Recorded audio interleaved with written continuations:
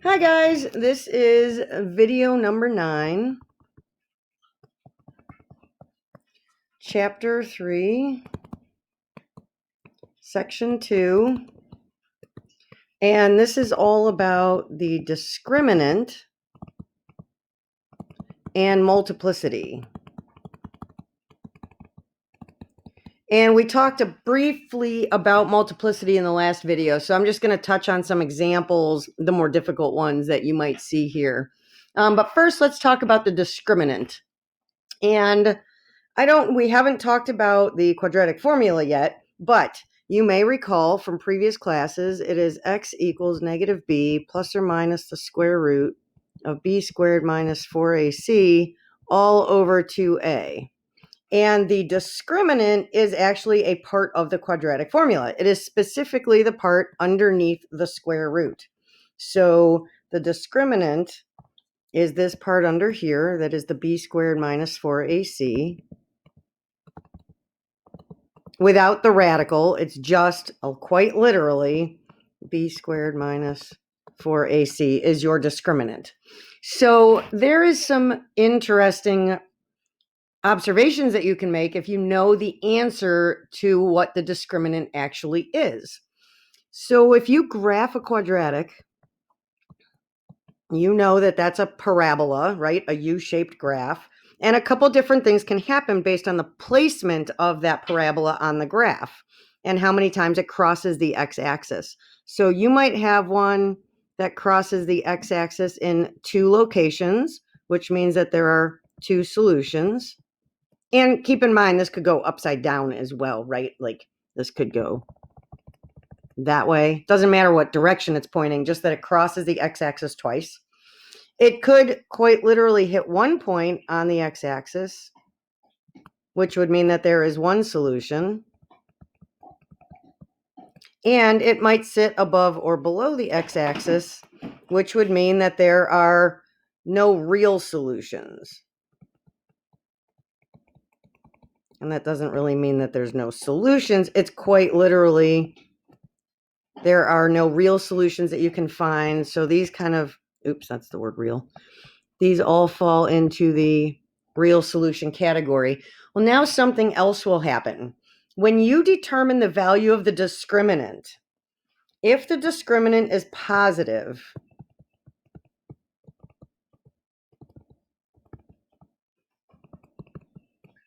that means it's greater than 0, right? If it's positive, then you have 2 solutions to this quadratic equation all of the time.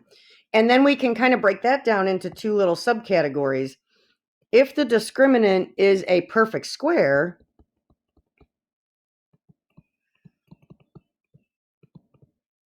then you have 2 rational solutions.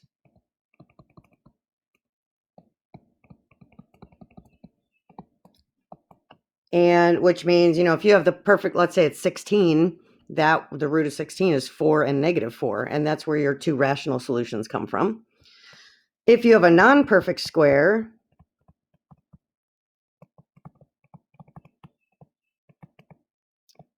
then you have 2 irrational solutions. The reason for that is because any radical that you can't break down is an irrational number, like the root of 10. You can't break that down to anything. All right, so if the discriminant is positive, you get 2 solutions. If the discriminant is 0,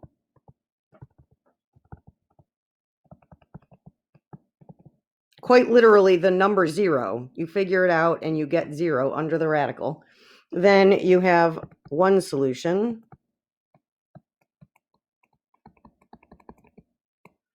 And if the discriminant is negative,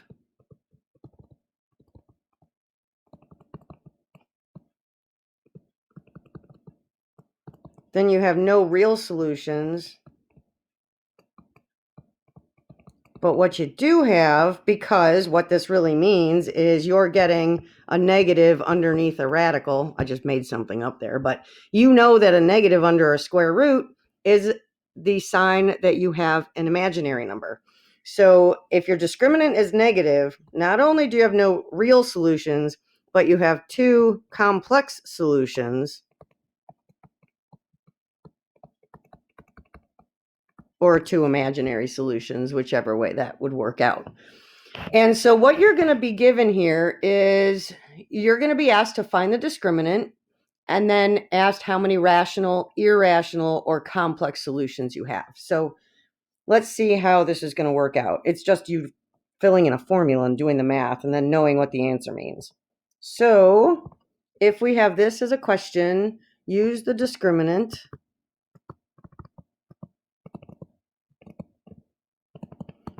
to find the number and kind of solutions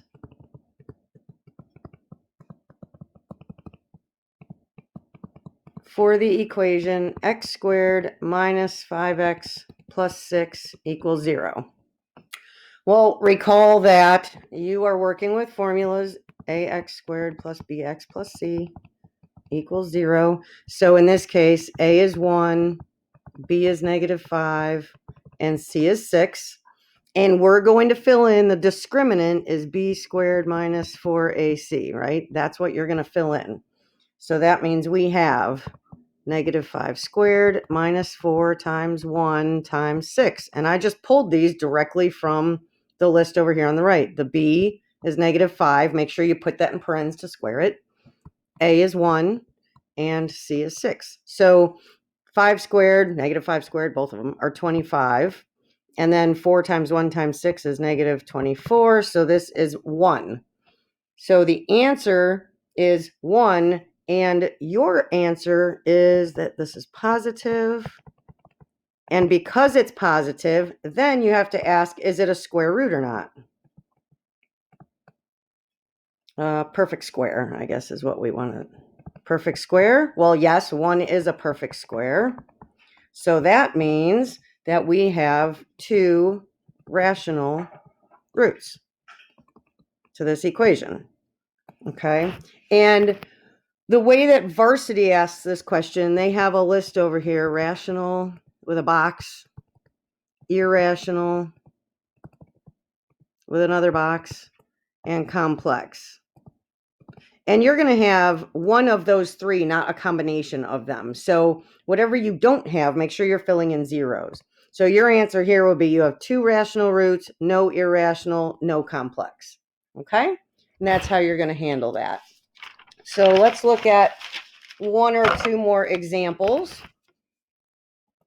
Okay, so this one is using, so given this formula, given y squared plus 3y minus 2 equals 0, find the discriminant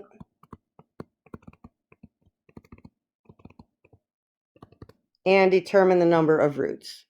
Okay, so remember our discriminant is b squared minus 4ac. A is 1, b is 3, c is -2. And we're just going to fill these in. So b is 3, so that's 3 squared minus 4 times 1 times -2. Now be careful when you have a negative in either a or c. So this whole chunk here is all multiplied. So if a or c is negative, you're going to end up with a positive here. You would not believe the number of people that make sign errors when figuring out the discriminant. So this is 3 squared is 9, and then I'm going to have a plus, and that's going to be 8. So this is 17, and so this is positive. But is it a perfect square? The answer to that is no, it is not. 17 is not a perfect square. So you have 2 irrational roots. And that's how you would answer that question. Okay, let's look at one more just so some of you know how to handle this if it's thrown at you. What about 9x squared plus 9 equals 0? Well, we know that these are in the form ax squared plus bx plus c. And this only has 2 terms, so which one are you missing? Well, you have the squared term, and you have one with no x on it. So the bx term is missing here, which is going to make your b 0. So a is going to be 9, b is going to be 0, C is going to be 9. Remember, our discriminant is b squared minus 4ac. You guys can't write these formulas enough. Just keep rewriting them on your paper all the time. And then we're going to plug some things in. And let's see, b squared is going to be, 0 squared.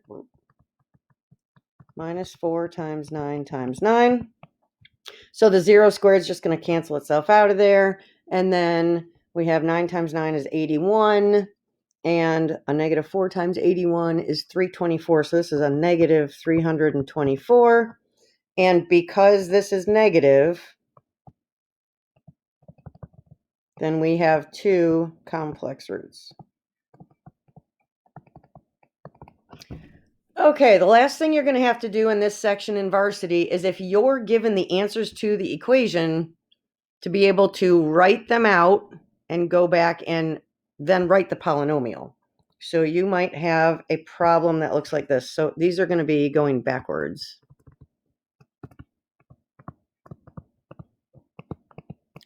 From answers to the polynomial equation. Okay, and this was brought up in the last video. If you are told that you have an answer where x equals 6 and x equals negative 7, well, your job, this is what you would be given, that part in blue. Your job is to write these as factors. So move the constant to the same side as the variable.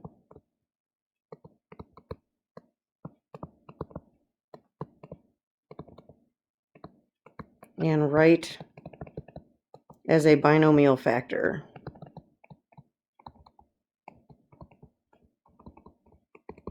So we are going to move the 6 over there, and when we do, we're going to subtract it. So this is going to become x minus 6. And just once you get that, put it in a set of parentheses. We're going to move the negative 7 over, and so this is going to become x plus 7. And then you're going to FOIL this thing out and set it equal to 0.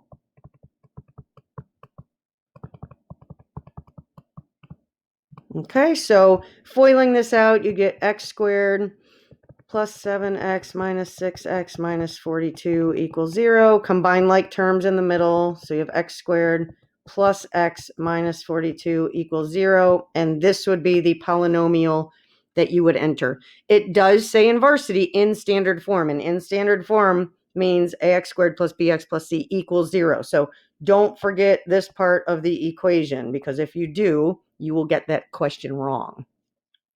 All right, so that's with whole numbers, nice and straightforward.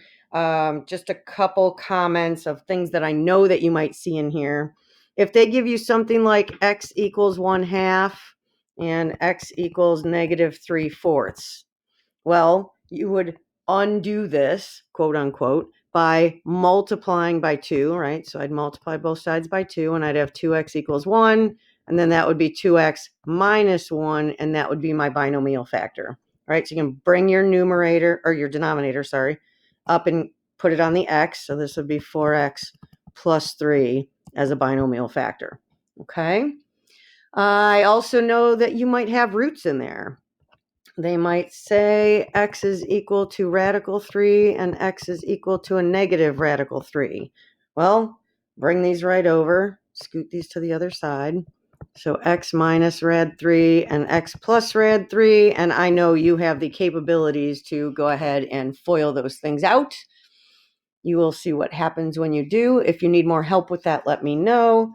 And then another one is you might have something like x equals 2i and x equals negative 2i. Again, just move those to the other side.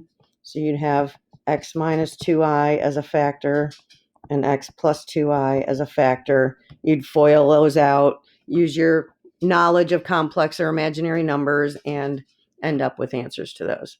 All right, so that's how that whole section is going to take place. And the next section, 3.3, is all about using the quadratic formula. All right, toodaloo.